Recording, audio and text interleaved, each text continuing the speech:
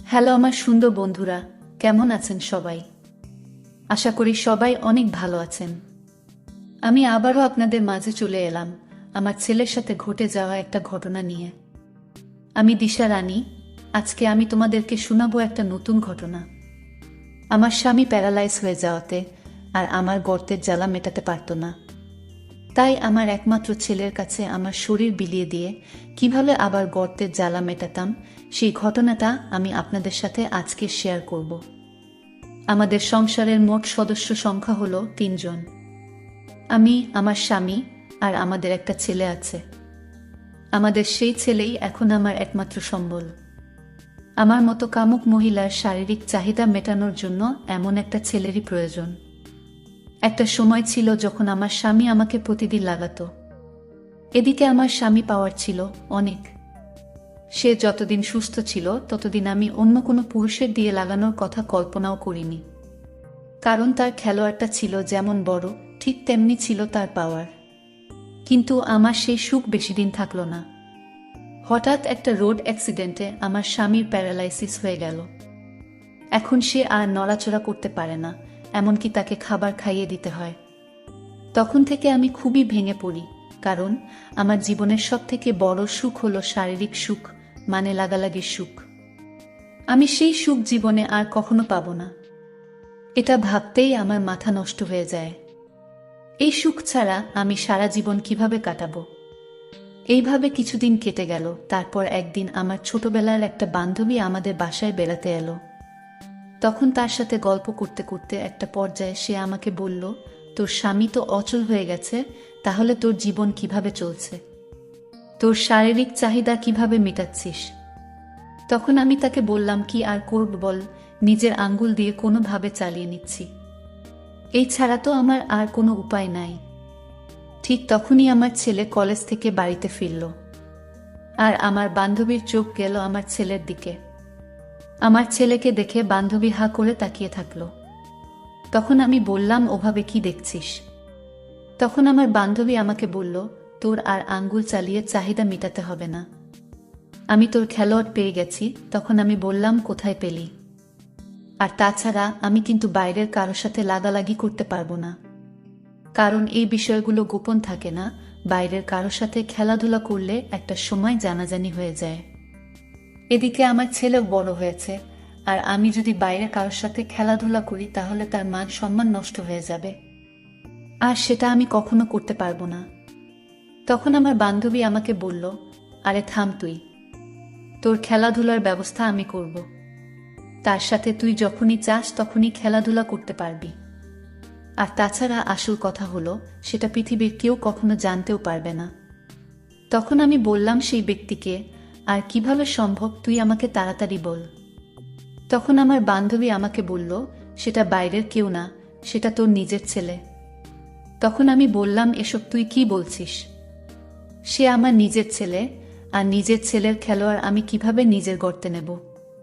তখন আমার বান্ধবী বলল, তোর ছেলের বড়ি দেখেছিস? একেবারে ঝিকঝাক বড়ি, তোকে খুব ভালোভাবেই পরিপূর্ণ সুখ দিতে পারবে।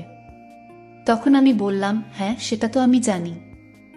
আমার ছেলের কাছে শুধু আমি কেন, পৃথিবীর যে কোনো মেয়ে তার কাছে হার মানতে বাধ্য। কিন্তু সে তো আমার নিজের ছেলে, আমি কিভাবে নিজের শরীর তার কাছে বিলিয়ে দেব? আর এদিকে আমার ছেলেও আমাকে কি ভাববে? আমি এটা করতে পারবো না।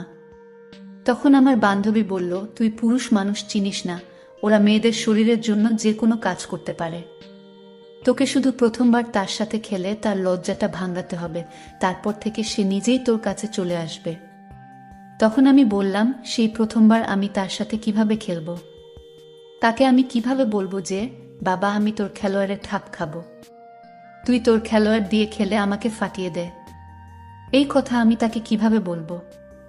তখন সে আমাকে বলল, এসবের কোনো কিছুই তোকে করতে হবে না, তুই শুধু আমার কথা মতো কাজ কর, তারপর দেখবি সে নিজেই এসে তোর জালে ধরা দেবে।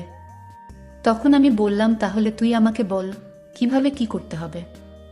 তখন আমার বান্ধবী আমাকে শারীরিক উত্তেজনা উঠানোর একটা ওষুধের নাম লিখে দিল, আর বলল, এটা এনে তোর ছেলেকে খাবারের সাথে খাইয়ে দিবি।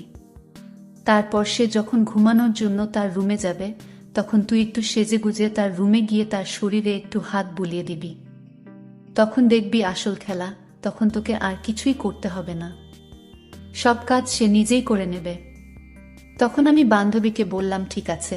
তারপর সে দুপুরে খাওয়া দাওয়া শেষ করে চলে গেল, আর আমি চলে গেলাম ওষুধ কিনতে। দোকান থেকে আমি ওষুধটা কিনে সোজা বাসায় চলে এলাম, আর অপেক্ষা করতে লাগলাম কখন রাত হবে। তারপর যখন রাত হলো, তখন আমার ছেলের জন্য খাবার রেডি করলাম, আর ছেলেকে খাবার খেতে ডাকলাম। ছেলে আসার আগেই আমি তার খাবারের সাথে সেই ওষুধটা মিশিয়ে দিলাম, আর ছেলে এসে সেই খাবারটা সম্পূর্ণ খেয়ে নিল, আর খাওয়া শেষে তার রুমে চলে গেল। আর এদিকে আমিও খাওয়া দাওয়া শেষ করলাম। তারপর প্রায় 1 ঘন্টা পরে আমি খুব সাজুগুজু করে ছেলের রুমে প্রবেশ করলাম।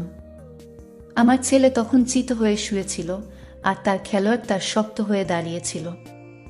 আমার তখনই ইচ্ছা করতেছিল আমি সেটা আমার মুখে ভরে নিই, কিন্তু লজ্জায় সেটা করতে পারলাম না। আমি আস্তে করে তার পাশে গিয়ে বসলাম, আর তার মাথায় আস্তে করে আমার নরম হাতটা রাখলাম। তখন সে আমার নরম হাতের স্পর্শ পেয়ে সাথে সাথে আমাকে জড়িয়ে ধরল, আর আমার পাছায় হাত বুলাতে লাগলো। তখন আমিও চরম উত্তেজিত হয়ে গেলাম। তারপর সে এক এক করে সব কাপড় খুলে ফেলল। তারপর আমাকে চিৎ করে শুইয়ে দিল, আর আমার ডাব খেতে শুরু করলো। সে মুখ দিয়ে আঙ্গুল চুষতে লাগল, আর তার একটা হাত আমার খেলার মাঠে ঢুকিয়ে নাড়া দিতে লাগলো। তখন আমি উত্তেজনার চরম পর্যায়ে পৌঁছে গেলাম। আমি বলতে শুরু করলাম, আমি আর পারছি না রে বাবা, এবার তোর খেলোয়াড়টা দিয়ে আমাকে শান্ত কর। তখন সে অনেক বেশি উত্তেজিত হয়ে গেল, আর খুব দ্রুত আমার উপর উঠে গেল।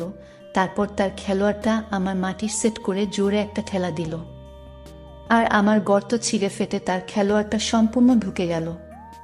তখন আমার একটু ব্যথা লাগলো, কিন্তু যে সুখটা আমি তখন পাচ্ছিলাম, সেই সুখের কাছে ওই ব্যথা হার মেনে যায়।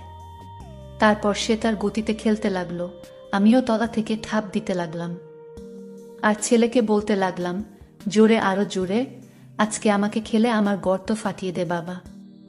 ছেলে ও জোরে জোরে খেলতে লাগলো, আর আমিও চরম মজা নিতে লাগলাম। এইভাবে সে আধা ঘন্টা ধরে আমাকে খেলল। তারপর আমার পানি পড়ে গেল, কিন্তু তাকে তো আমি উত্তেজনার ওষুধ খাইয়ে দিয়েছি, তার জন্য সে তখনও খেলা চালিয়ে গেল। তার খেলা যেন শেষই হচ্ছিল না। এদিকে আমার প্রচন্ড কষ্ট হতে লাগলো। এইভাবে আরো কিছুক্ষণ খেলার পর সে জোরে কয়টা উড়নে ঠাপ দিয়ে সে পানি ছেড়ে দিল। তারপর সে আহ উহু করে সেখানেই ঘুমিয়ে পড়ল। বন্ধুরা, তারপর থেকে আমার জীবনে সুখ নেমে এলো। তারপর থেকে নিয়মিত আমার ছেলেকে দিয়ে খেলে সুখ নিয়ে চলেছি। পরে ছেলের সাথে আরো যে ঠাপাঠাপি করেছিলাম, ওইসব গল্পগুলো সব আমি আপনাদেরকে এই চ্যানেল থেকে শোনাবো। তাই এখনই চ্যানেলটি সাবস্ক্রাইব করে আমার চ্যানেলের সাথেই থাকুন। সম্পূর্ণ ঘটনাটি শোনার জন্য আপনাকে অসংখ্য ধন্যবাদ।